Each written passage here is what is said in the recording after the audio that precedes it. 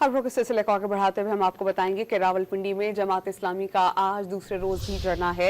अमीर जमात इस्लामी हाफिज नईमुर रहमान ने खबरदार किया कि गिरफ्तार कारकुनान को फौरी रिहा नहीं किया गया तो धरने का रुख किसी भी तरफ जा सकता है। उन्होंने वाज़ेह किया कि अवाम के हुकूक लिए बगैर धरना खत्म नहीं होगा। लियाकत बाग रावलपिंडी में खिताब के दौरान उन्होंने हुकूमती मुज़ाकराती टीम पर तहफ़्फ़ुज़ात का इज़हार किया। साथ ही मरी रोड पर कल जलसे का ऐलान किया।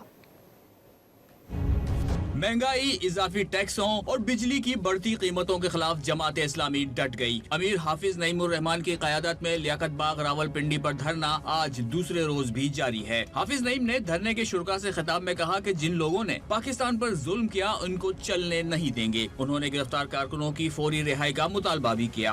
200 से जायद कारकुनान पंजाब में गिरफ्तार हैं।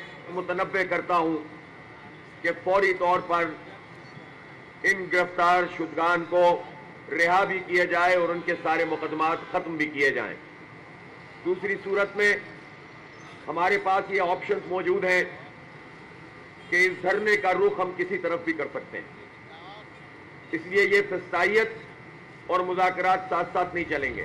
अमीर जमात इस्लामी ने लियाकत बलोच को हुकूमत से मुज़ाकरात का टास्क सौंप दिया। हुकूमत की जानिब से बनाई गई मुज़ाकराती कमेटी पर तहफ़्फ़ुज़ात का इजहार भी किया। लियाकत बलोच साहब को हमने ये जिम्मेदारी दी है, लेकिन मैं कमेटी का उस वक्त अनाउंस करूंगा जब गवर्नमेंट की तरफ से जो कमेटी है वो वाज़ेह होकर सामने आएगी और हमारे तहफ़्फ़ुज़ात को उसमें पेश नज़र रखा जाएगा। ये 1 घंटे में ये काम कर लें तो हम 1 घंटे में अनाउंस कर देंगे। हाफिज नईमुर रहमान ने कल मरी रोड पर जलसे का ऐलान किया। जमात इस्लामी के रहनुमा अहमद सलमान बलोच पर थाना मुस्लिम टाउन में FIR दर्ज कर ली गई। लियाकत बाग के मकाम पर धरने के शुरका ने रात मरी रोड पर गुजारी। सुबह शुरका की नान चने और हलवे से तवाज़ो की गई। मरी रोड पर 5 फुट ऊंचा और 20 फुट चौड़ा स्टेज भी लगा दिया गया। धरने के बाइस मेट्रो बस सर्विस भी 2 दिन से मुअत्तल है, जिससे शहरियों को शदीद मुश्किलात का सामना है।